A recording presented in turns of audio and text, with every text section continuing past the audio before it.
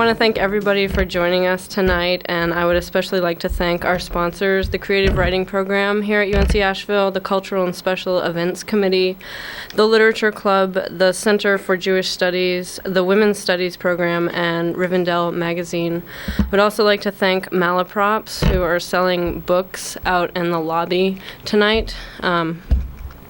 Also, the Literature Club is holding a raffle for the Literacy Council. The drawing will be May 2nd, and tickets are being sold in the lobby for a minimum donation of $3. Our guest poet, Maxine Kumin, is the author of more than 13 volumes of poetry, including The Long Marriage, Connecting the Dots, and Upcountry, for which she won the Pulitzer Prize. She is the recipient of the Poets Prize, the Aiken Taylor Prize, as well as the E. Lilly Poetry Prize. She served as the Poet Laureate of New Hampshire from 1989 to 1994, and was also consultant in poetry to the Library of Congress, a position later renamed Poet Laureate of the United States. Over the past semester, many of us have been reading Maxine Kumin's poetry, and on more than one occasion, I've read some of her poetry aloud to my friends, who have, to my surprise, sometimes responded that her poetry is not the most uplifting they've heard. And I have to disagree on this point. It is precisely the startling imagery, the quiet shock of her work that makes it uplifting. And in response, and for those of you who aren't so familiar with Maxine Kumin's work, I've put together sort of a primer for this evening's reading. We must relinquish everything to enter into her presence, all the iron truths we know. Listen only to the peculiar bent of our hungers named under her spell. Find bliss in her belief in exactitude, intensity, technique. She smacks to stun us, not to kill. Part anger, part wonder, sharp as gravel. Gathering our words, tallying our losses, our heart and bone. Taking both parts, she measures us. Let it stick in the throat, rattle a pain in the mind, the thud and bump of our longings. She is putting a dream, disquiet, in our heads. We might think she brings us and herself to grief, but for an hour, in this time and place, she will bring us to words instead, which means we are, all of us, to be rescued. Could you please join me in welcoming Maxine Kumin to UNCA? Thank you.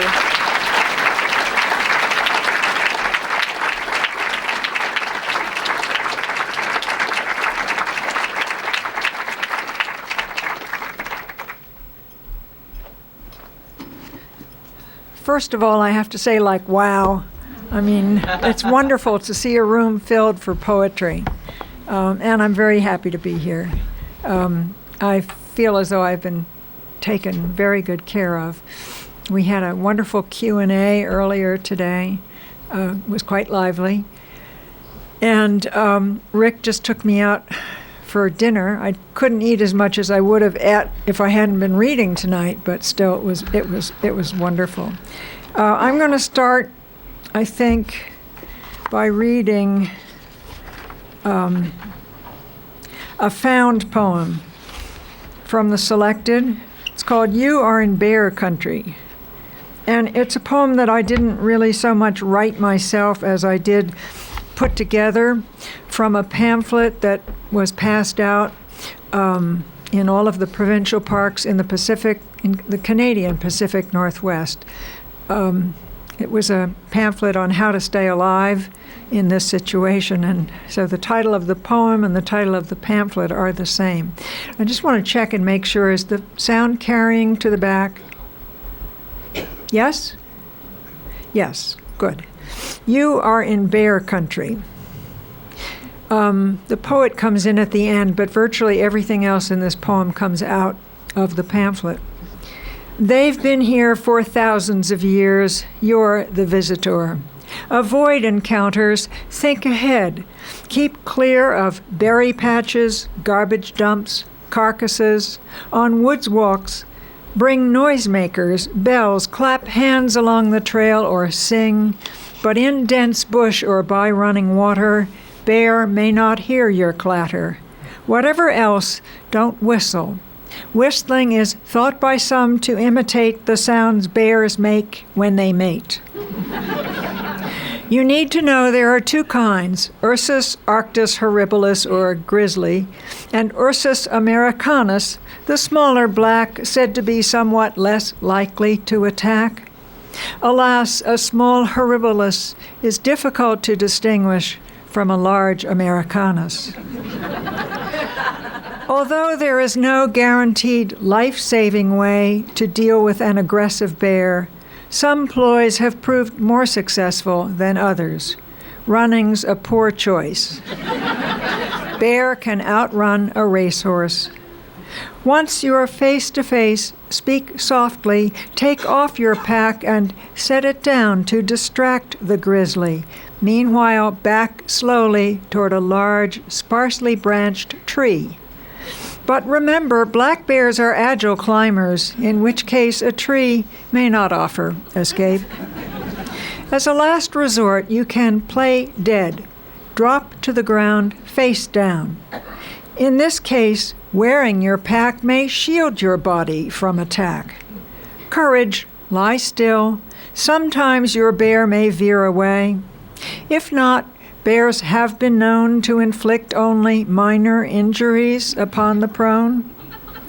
Is death by bear to be preferred to death by bomb? Under these extenuating circumstances, your mind may make absurd leaps. The answer's yes. Come on in, cherish your wilderness. That was written...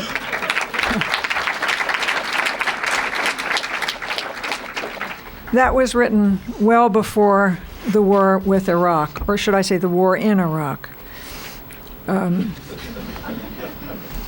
Hardly with. This next poem picks up where that one leaves off, with the man on the ground. It's called In the Park. And I like to read this to academic audiences because it discusses the difference between lie and lay, which I believe George W. is declaring obsolete this year. In the Park.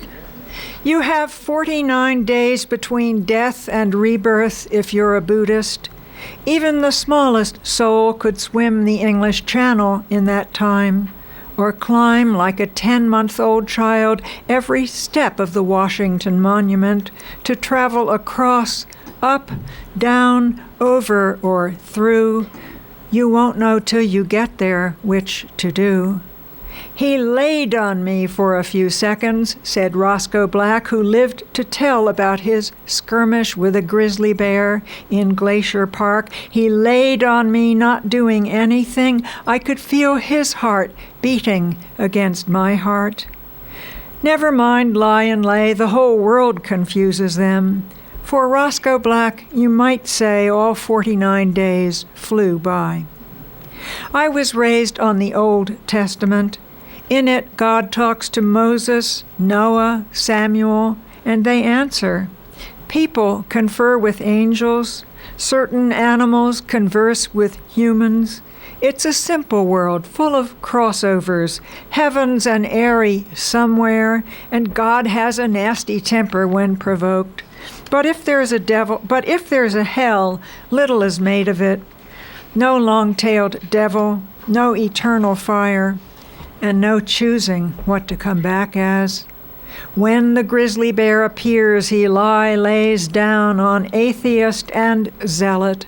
In the pitch dark, each of us waits for him in Glacier Park. I'll go back and read. I think I'm going to read. This is a Shakespearean sonnet that I was moved to write a long, long time ago when my daughters were maybe 10 and 11, and we went to see a production of Romeo and Juliet performed by the Old Vic Repertory Company that was visiting from England. And it was a Saturday matinee, and the audience was all high school kids who had been brought in from prep schools or were local, and they were mostly eating popcorn and rattling candy wrappers, and nobody was paying very much attention to what was going on stage except for me. And I sobbed audibly during the fifth act, which you will remember is very sad with the suicide scene. And when the lights came up, my daughters went out either side of me to the aisle and pretended they knew not who I was. And on the way home, the kinder one said to me, "It was only a play, Mother." And the less kind one said, "I have never been so humiliated in my life." And so I took that incident and I wrote a Shakespearean sonnet about what might have happened had Shakespeare written Romeo and Juliet as a comedy, that is to say, a play with a happy ending instead of the tragedy that we all have. And I called it Purgatory. Now, I do have to gloss one rhyme word. The word is rheum. It's R-H-E-U-M, and it's an old-fashioned word for a bad cold. Purgatory. And suppose the darlings get to Mantua. Suppose they cheat the crypt. What next? Begin with him unshaven. Though not, I grant you, a displeasing cockerel, there's egg yolk on his chin. His seedy robes aflap. He's got the rheum. Poor dear, the cooking lard has smoked her eye. Another Montague is in the womb, although the first babe's bottom's not yet dry. She scrolls a weekly letter to her nurse, who dares to send a smock through Balthazar, and once a month his father posts a purse. News from Verona, always news of war. Such sour years it takes to right this wrong. The fifth act runs unconscionably long.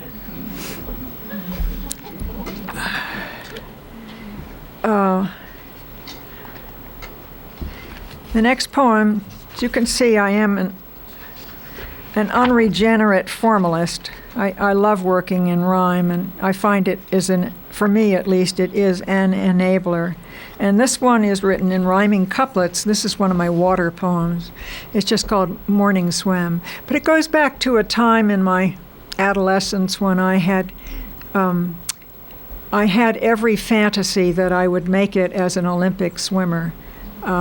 And toward that end, at summer camp, I was swimming a mile before breakfast each day. Morning swim. Into my empty head there come a cotton beach, a dock wherefrom I set out, oily and nude through mist, in chilly solitude.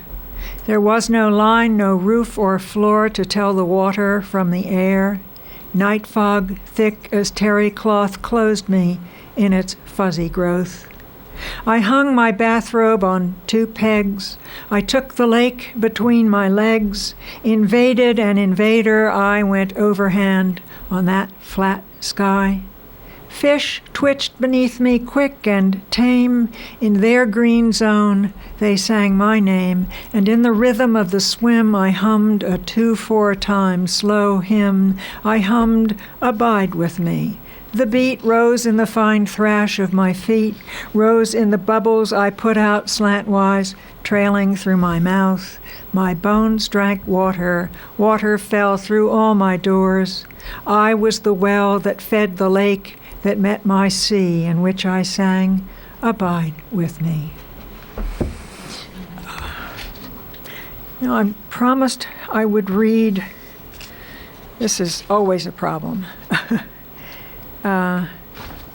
Where could this be? Here it is. I promised I would read the excrement poem. So if there are any minors here who have not heard the word S-H-I-T, please cover their ears.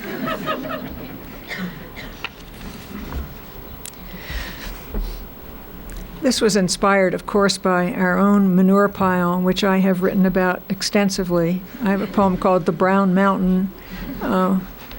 This is an earlier version.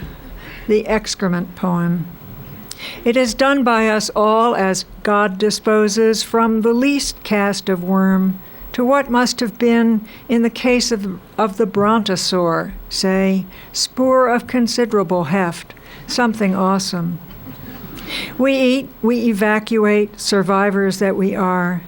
I think these things each morning with shovel and rake, drawing the risen brown buns toward me, fresh from the horse oven, as it were, or culling the alfalfa green ones expelled in a state of ooze through the sawdust bed to take a serviceable form as putty does, so as to lift out entire from the stall, and wheeling to it, storming up the slope, I think of the angle of repose the manure pile assumes, how sparrows come to pick the redelivered grain, how inky-capped caprinus mushrooms spring up in a downpour.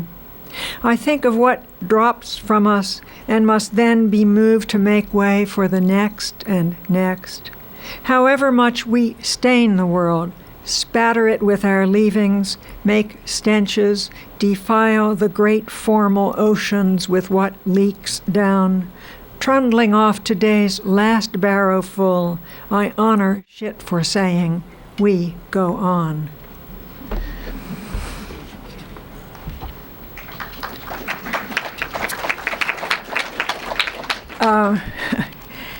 The next poem I'm going to read, providing I can easily find it.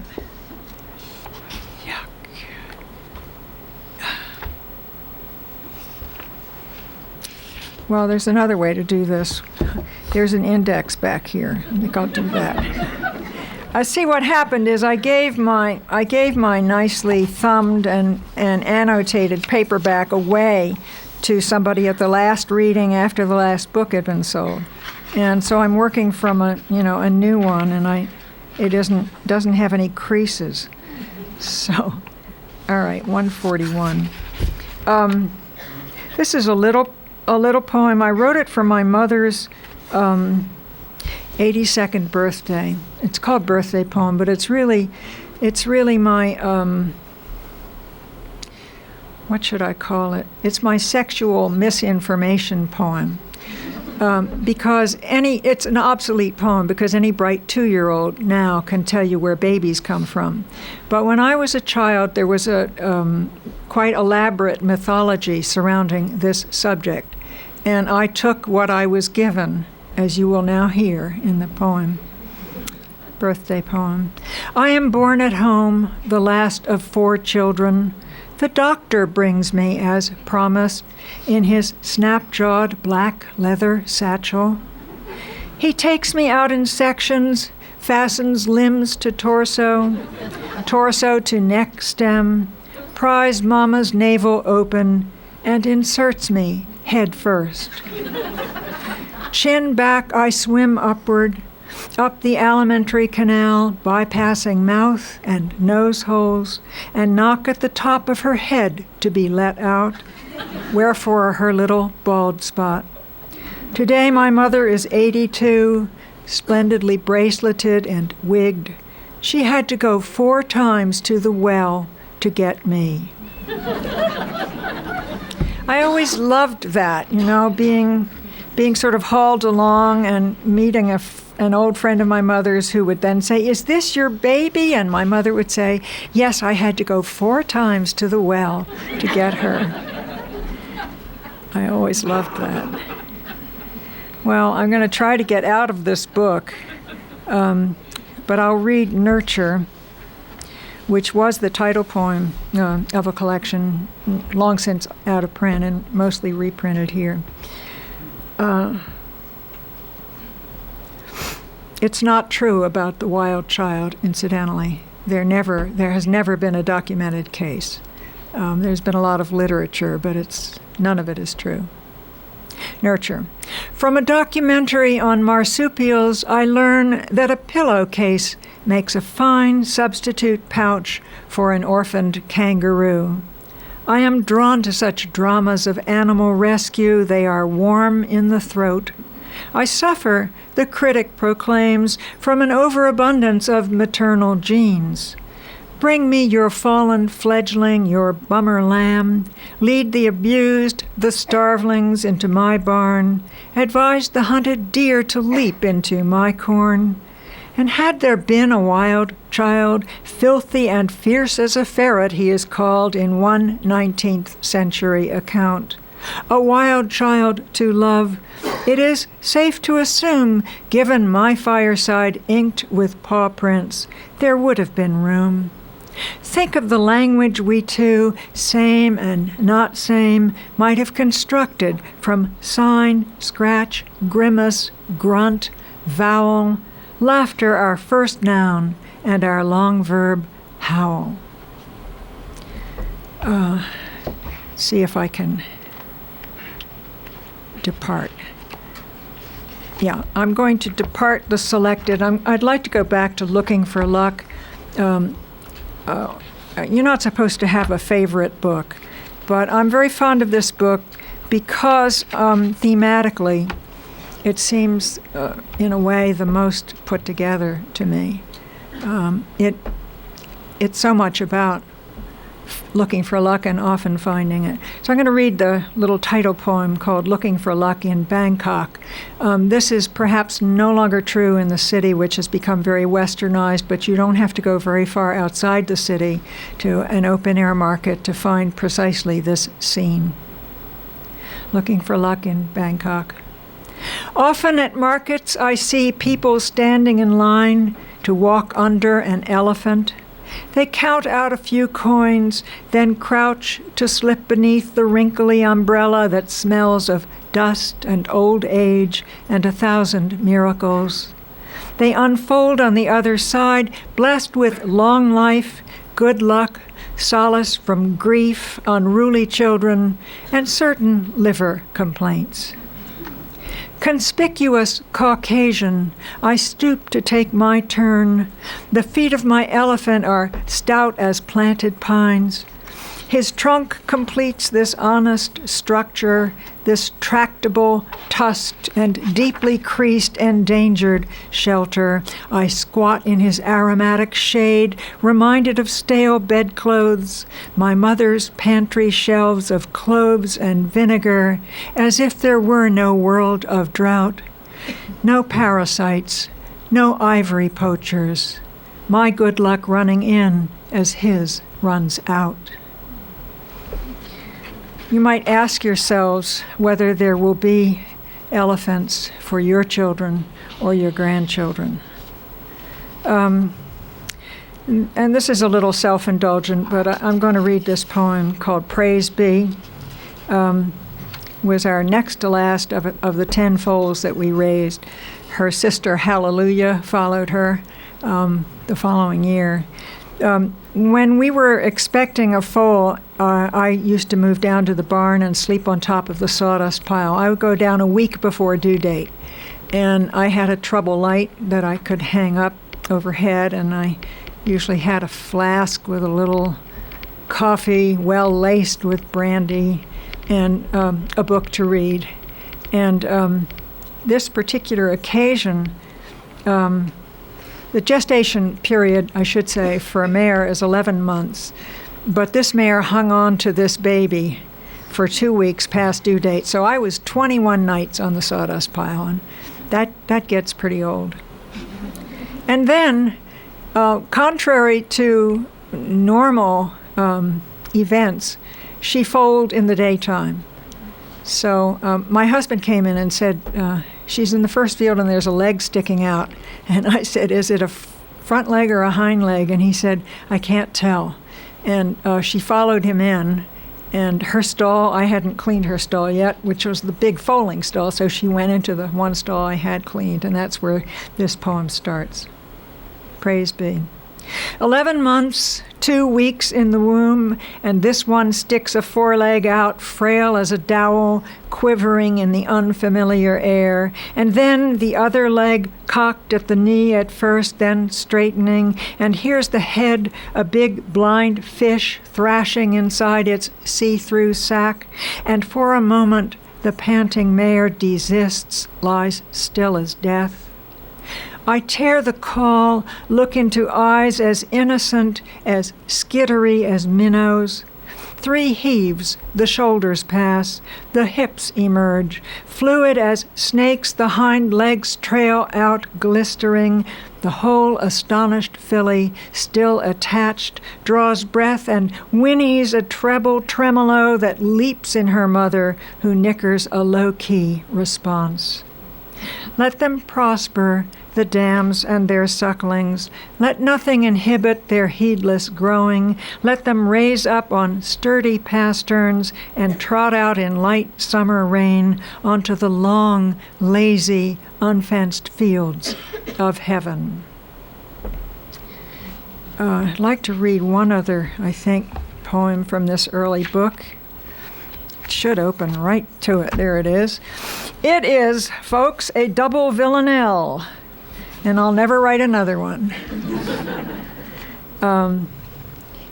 I had done cut a tape for Joe Parisi at WNYC in New York, and we went out to lunch. And he regaled me with the tales of his boyhood in parochial school in Chicago, and the terrible, terrible nuns. And I, who had grown up in a mildly Jewish household next door to the convent of the Sisters of St. Joseph in Germantown, PA, where I attended kindergarten and first and second grade, and probably would have gone on, except in third grade I stole a rosary, and my parents decided it would be better if I went to public school. So I wrote this double villanelle really for Joe, and I offered it to him for Poetry Magazine, and he said, "No thanks, I could never publish a poem that had darling nuns in it." So here they are, the nuns of childhood, 2 views. 1. Oh, where are they now, your harridan nuns who thumped on young heads with a metal thimble and punished with rulers your upturned palms? 3 smacks for failing in long division, 1 more to instill the meaning of humble. As the twig is bent, said your harridan nuns. Once, a visiting bishop, serene at the close of a mass through which he had shambled, smiled upon you with upturned palms. Because this is my feast day, he ended, you may all have a free afternoon. In the scramble of whistles and cheers, 1 harridan nun, fiercest of all the parochial coven, Sister Pascala, without preamble, raged, "I protest," and, rapping on palms at random, had bodily to be restrained. Oh, God's perfect servant is kneeling on brambles wherever they sent her, your harridan nun, enthroned as a symbol with upturned palms. 2. Oh, where are they now, my darling nuns, whose heads were shaved under snowy wimples, who rustled dryly inside their gowns, disciples of Oxidol, starch and bluing, their backyard clothesline a pious example? They have flapped out of sight, my darling nuns. Seamless as fish, made all of one skin, their language secret, these gentle vestals were wedded to Christ inside their gowns. O Mother Superior Rosarine, on whose lap the privileged visitor lolled, I, at age 4, with my darling nuns, with Sister Elizabeth, Sister Anne, am offered to Jesus, the Jewish child next door, who worships your ample black gown, your eyebrows, those thick mustachioed twins, your rimless glasses, your ring of pale gold. Who can have stolen my darling nuns? Who rustles dryly inside my gown? Thank you.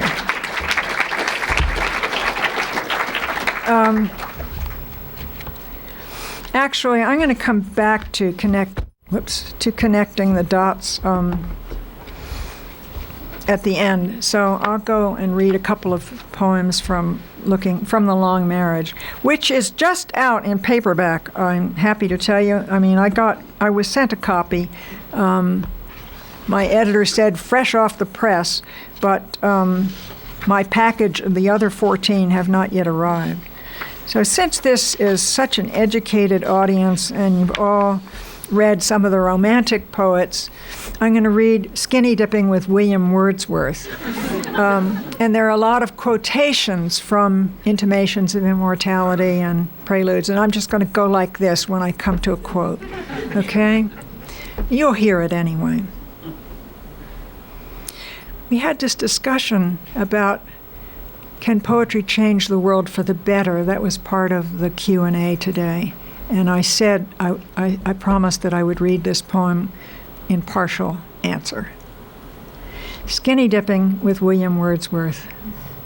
I lie by the pond in utter nakedness, thinking of you, Will, your epiphanies of woodcock, raven, rills, and craggy steeps, the solace that seductive nature bore, and how in my late teens I came to you with other Radcliffe pagans suckled in a creed outworn, declaiming whole swatches of intimations to each other. Moist-eyed with reverence, lying about the common room, rising to recite, Great God, I'd rather be. How else redeem the first flush of experience? How else create it again and again? Not in entire forgetfulness, I raise up my boyfriend, a Harvard man who could outquote me in his Groton elocutionary style. Groping to unhook my bra, he swore, poetry could change the world for the better. The war was on. Was I to let him die unfulfilled? Soon afterward, we parted. Years later, he a decorated vet, I a part-time professor, signed the same guest book in the Lake District. Stunned by coincidence, we gingerly shared a room. Ah, Will, high summer now, how many more of these? Fair seed time had my soul, you sang. What seed times still to come? How I mistrust them, cheaters that will flame, gutter, and go out, like the scarlet tanager who lights in the apple tree but will not stay. Here at the pond, your meadow, grove, and stream lodged in my head as tight as lily buds. Sun slants through translucent minnows. Dragonflies in paint box colors couple in midair. The fickle tanager flies over the tasseled field. I lay my prelude down under the willow. My old, gnarled body prepares to swim to the other side. Come with me, Will. Let us cross over, sleek as otters, each of us bobbing in the old-fashioned breaststroke, each of us centered in our beloved veils. So that's the opening poem of a section that are almost all apostrophes to poets long gone. Maybe not so long gone. There's Muriel Rukeyser and Rilke and Gerard Manley Hopkins and many another.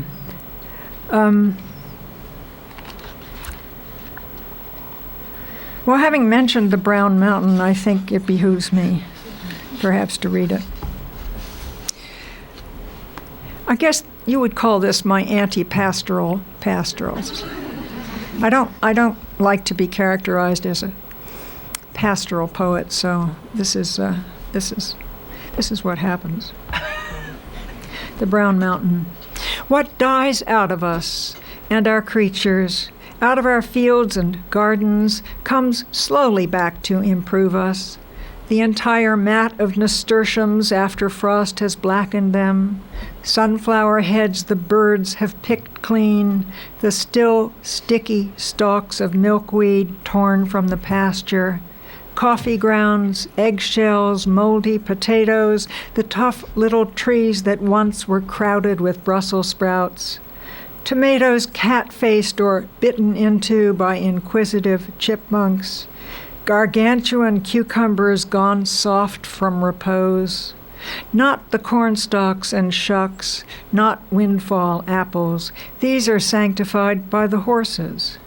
The lettuces are revised as rabbit pellets, holy with nitrogen. Whatever fodder is offered the sheep comes back to us as raisins of useful dung. Compost is our future. The turgid brown mountain steams, releasing the devil's own methane vapor, cooking our cast-offs, so that from our spatterings and embarrassments, cat vomit, macerated mice, rotten squash, burst berries, a mare's placenta, failed melons, dog hair, hoof parings, arises a rapture of blackest humus. Dirt to top dress, dig in. Dirt fit for the gardens of commoner and king.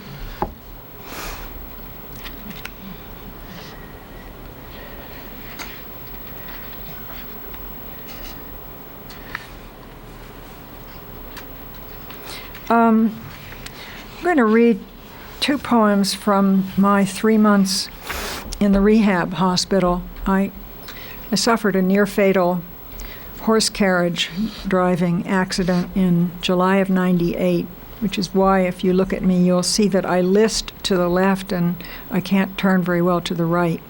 But I did come back from that, and that 3 months in rehab was an incredible experience.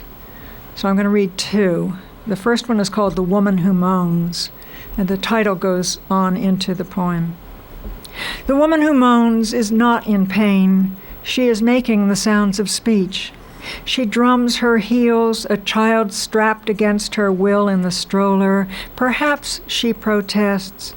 Perhaps she agrees in full with the therapists when they wheel her chair to the standing table and fasten her legs to supports that brace her upright.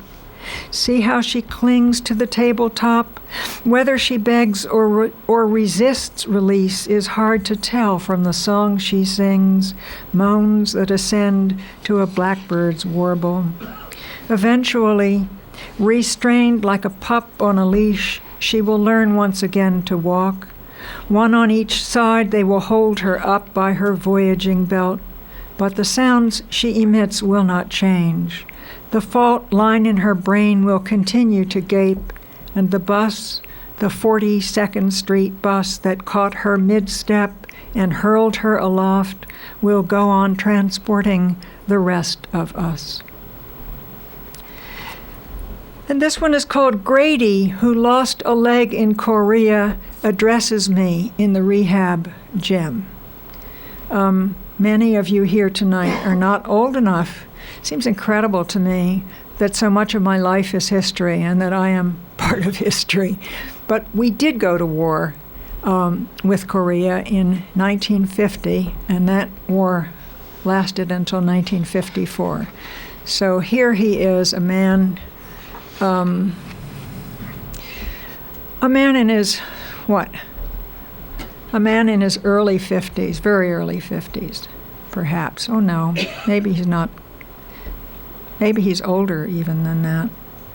Anyway, Grady, who lost a leg in Korea, addresses me in the rehab gym. He fondles the stump. See these hair flaps along the seam? Dog ears, they're called. Gotta work 'em down like pie dough with a roller pin. Get 'em smooth enough to set against the fiberglass.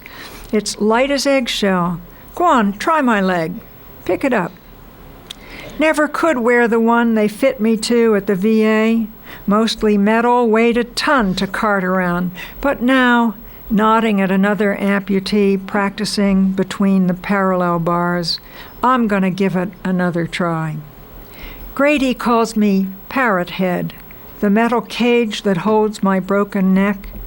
I call him Ahab, even though we're little more than fellow inmates in the neuro unit on the topmost floor. Down here we're life companions, making a game of it. Now those guys over there in chairs, they got the sugar. Diabetes. Works like a cannibal. One leg, then the other. Toes first, foot next, then the knee. And when they got no other way to stop the rot, They saw the goddamn leg off up to here. He draws his hand across his groin. Can't fit a thing to that. You gotta have a stump. They call 'em double amputees. You see 'em outside on good days doing wheelies, rearing back to jump the sidewalk curb like a bunch of acrobats, making a game of it. And once I get the hang of this, I'm gonna waltz my way around this gym, and then I'm gonna ask you, parrot head, wanna dance?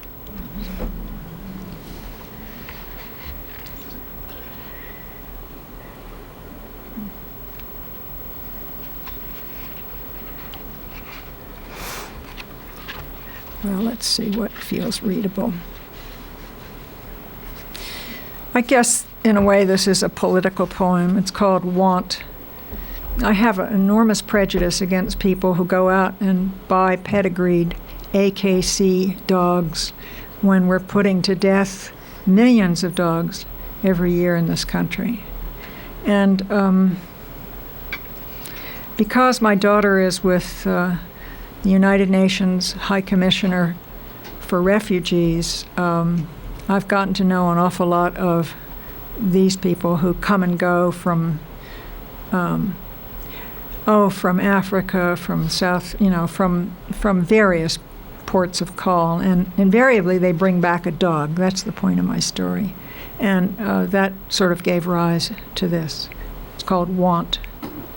The world is awash in unwanted dogs, look-alike yellow, curly-tailed mongrels that come collared and wormed, neutered and named through customs, come immunized, racketing and rabies-tagged to Midwestern farms from Save the Children, the Peace Corps, come from Oxfam into the carpeted bedrooms of embassies, into the Brooklyn lofts of care workers on leave, the London, Paris, Geneva homes of Doctors Without Borders, and still the streets of Asmara, Kigali, Bombay refill with dogs, those bread-back scavenging, flea-ridden, sprung-ribbed bitches whose empty teats make known the latest bitten-off litter of curs that goes back to the Pleistocene.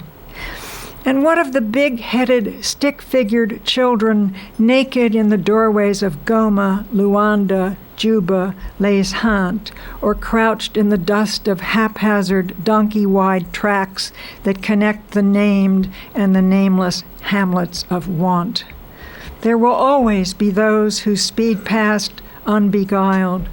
There will always be somewhere a quorum of holy fools who wade into the roiling sea, despite the tsunami, to dip teaspoon after teaspoon from the ocean.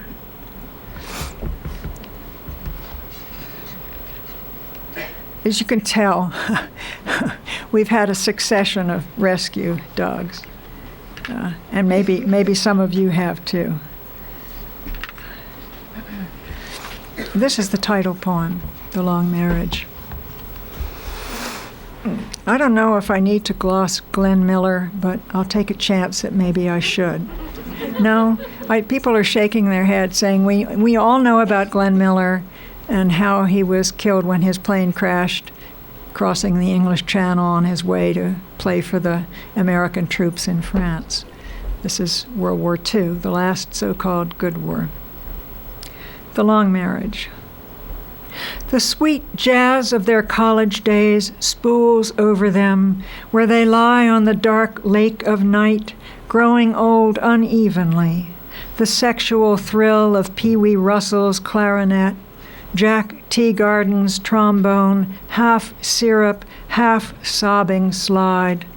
Errol Garner's rusty hum-along over the ivories, and Glenn Miller's plane going down again before sleep repossesses them. Torschlusspanik, of course the Germans have a word for it. The shutting of the door, the bowel's terror that one will go before the other as the clattering horse hooves near. I'm going to read the the last poems in this book, and then I will go back and read a couple of poems from Connecting the Dots.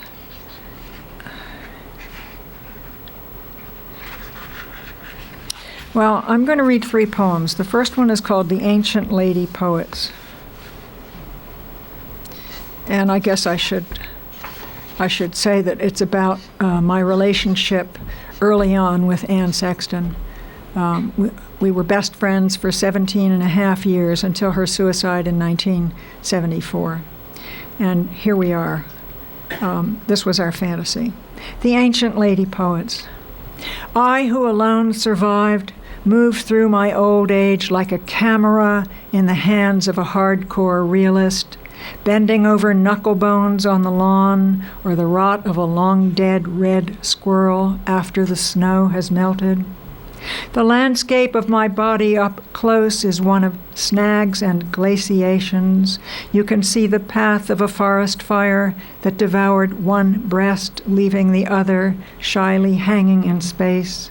My still abundant hair whitening, my almost bald pubis still useful. We had planned to age elegantly. The Japanese twins who lived to 107 could not have outdone us, cruising Fifth Avenue in our custom-made shoes, our handsome, obedient Dalmatians heeling beside us. Hatless, earringed, no sign of scoliosis, we'd planned to stride forth block after block, well-published, polished, bad girls of the New England Poetry Club, our wit and fame up ahead, leading a procession of disciples. That's the first one.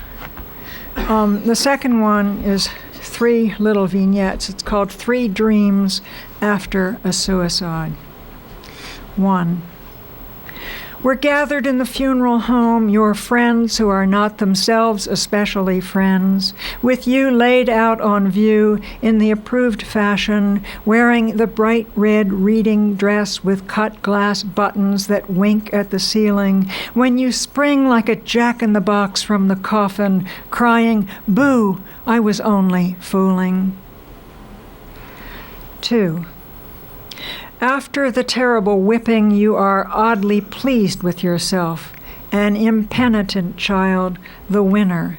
It's Daddy Death who's quit. Once more you've worn him out from all his lifting and striking. His belt lies shredded in his meaty fist. 3. We are standing together in a sunless garden in Rockport, Massachusetts. I'm wearing the hat the artist painted you in, and suddenly swarms of wasps fly up under the downturned brim. Oh, death, where is thy sting? Tar baby, it is stickered to me. You were my wasp, and I your Jew. And the last poem in the book is called Oblivion. All of the famous literary, well, maybe not all, but a lot of the famous literary suicides are in this. Hart Crane, John Berryman, Sexton, Plath, Hemingway. Oblivion. The dozen ways they did it, off a bridge, the back of a boat, pills, head in the oven, or wrapped in her mother's old mink coat in the garage, a brick on the accelerator, the Cougar's motor thrumming while she crossed over. What they left behind, the outline of a stalled novel, diaries, their best poems, the note that ends, "Now will you believe me?" Offspring of various ages, spouses who cared and weep and yet admit relief, now that it's over.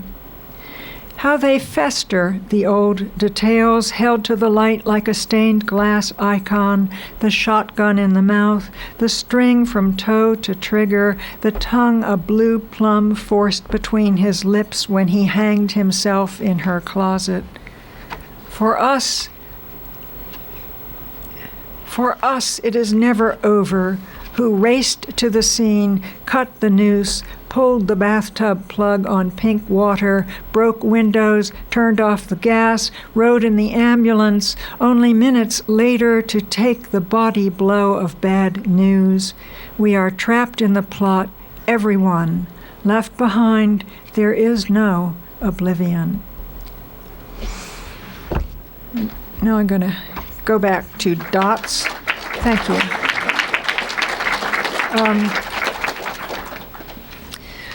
Amy Hempel put together an anthology called Unleashed, and they were all dog poems, but the rule was they all had to be written in the voice of the dog. And so this was our Dalmatian, Caesar Augustus. We just called him Gus. And the poem is called Gus Speaks. I was the last of my line, farm-raised, chesty, and bold. Not one of your flawless show world 45-pound Dalmatians. I ran with the horses, my darlings. I loped at their heels mile for mile. Swam rivers they forded wet to the belly. I guarded them grazing, haloed in flies.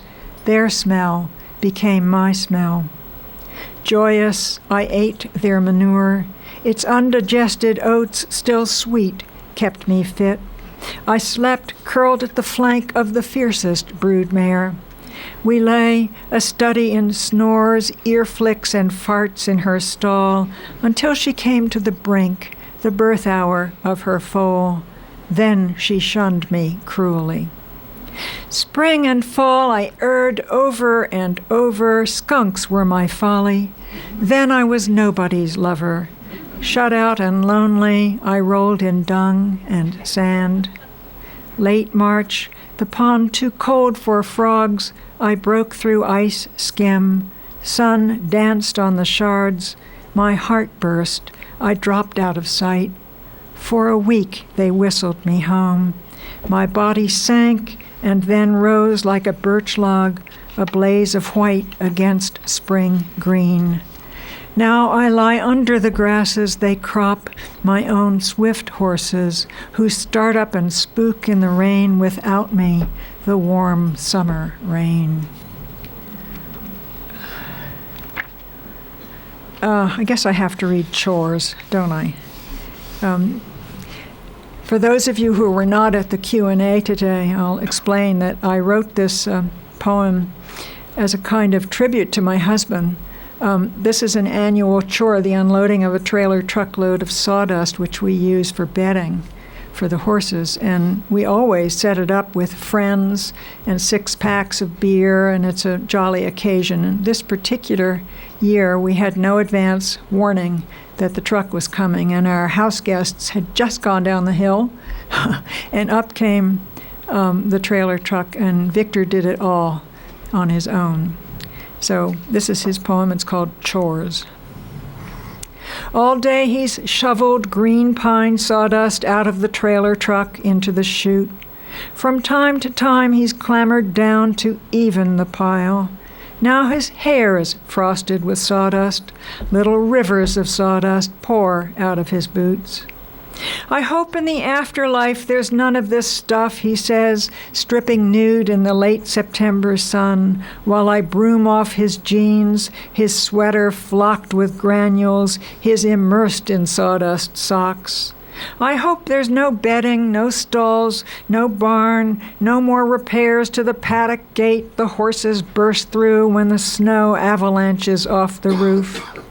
Although the old broodmare, our first foal, is his, horses, he's fond of saying, make divorces. 50 years married, he's safely facetious. No garden pump that's airbound, no window a grouse flies into and shatters, no ancient tractor's intractable problem with carburetor, ignition, or piston, no mowers, and no chainsaws that refuse to start or start, misfire, and quit. But after a Bloody Mary on the terrace, already frost-heaved, despite our heroic efforts to level the bricks a few years back, he says, let's walk up to the field and catch the sunset. And off we go, a couple of aging fools. I hope, he says, on the other side there's a lot less work, but just in case, I'm bringing tools.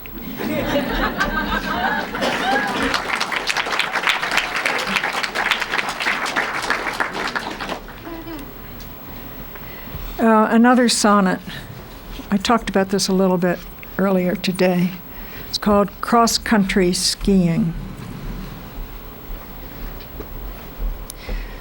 I love to be lured under the outstretched wings of hemlocks heavily snowed upon. The promise of haven they hold seductively out of the wind, beckoning me to stoop under, tilt my face to the brashest bits that sift through. Sequestered, I think how in the grainy videos of refugees, snow thick as flaking plaster falls on their raised villages.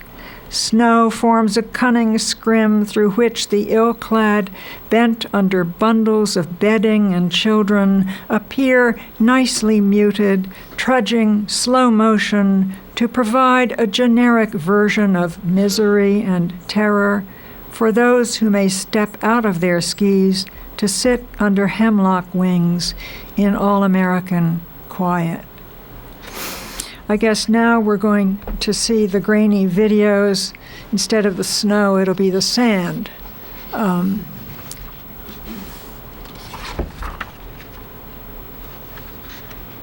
know what I wanted to read here.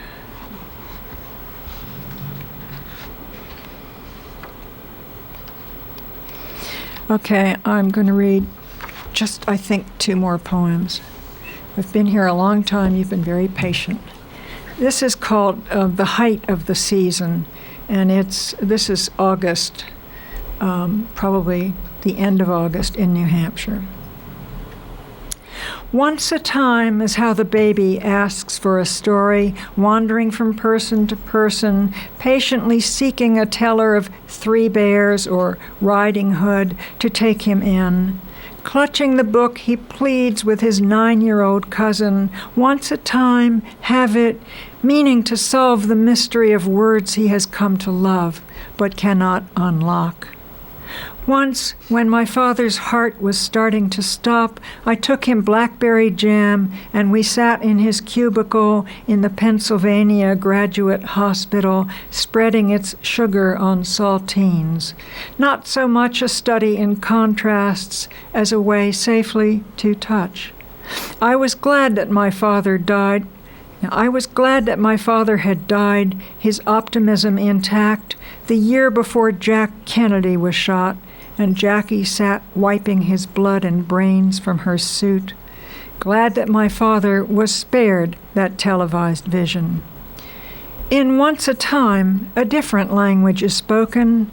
The landscape is sweet there, free of briar or bracken. The animals talk in reasonable tones that children can understand. As tonight at the stove, 3 women converse over berries, mashing the afternoon's pickings with sugar in the pot. This is the height of the season. Ripeness enfolds us. My daughters and I remember the absent enthusiast, the goddess, my mother, who sieved seeds from gallons of pulp with a fervor we cannot match, though we long to extend the continuum. Meanwhile, at the kitchen table, a game begins with dice and 6 counters and a book of questions. The categories are constant, always sports, geography, current events, history, and the arts, largely cinema stars, the vintage of Liz Taylor. A game the 9-year-old is intent on winning, while the baby wanders from player to player, inquiring, have it, and wax is melted to seal the jars. A benevolent rain swells tomorrow's cucumbers and reddening tomatoes. What else must I save? As the axis turns, spilling us into fall, until, in tears now, with his have it, the tired baby will have it all. Thank you. And I'm going to close with I'm going to close with a little poem appropriately called After the Poetry Reading. It really is the voice of the poet Marie Howe, who was kind of sotto voce saying this to me as we were sitting together at a poetry reading. After the poetry reading. If Emily Dickinson lived in the 2000s and let herself have sex appeal, she'd grow her hair wild and electric down to her buttocks, you said. She'd wear magenta tights, black ankle socks, and tiny pointed paddock boots. Intrigued, I saw how Emily'd master Microsoft, how she'd fax the versicles that Higginson advised her not to print to Ms. APR and 13th Noon. She'd read aloud at benefits, address the Weavers Guild, the Garden Club, the Anarchists, Catholics for Free Choice, Welfare Moms, the Would-Be-Goods, and the Temple Sinai Sisterhood.